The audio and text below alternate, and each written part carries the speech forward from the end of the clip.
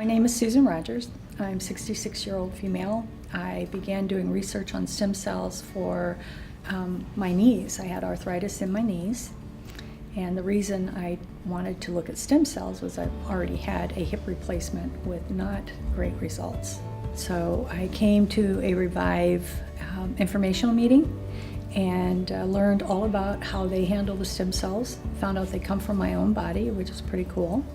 So in February of 2018, I came and had stem cells removed from some fat, which is always awesome, and had double injection, one in each knee, as well as an IV. Now for me, the benefit was a complete surprise. Not only did the cartilage grow, and I have x-rays from before and after, I received a miracle, if you would.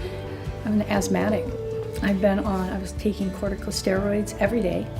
I had a nebulizer at home. I had rescue inhalers and an inhaler, and did not expect anything from that. I have not been on medication since February of 2018. So an unexpected blessing came from my stem cells, and I'm so grateful for that.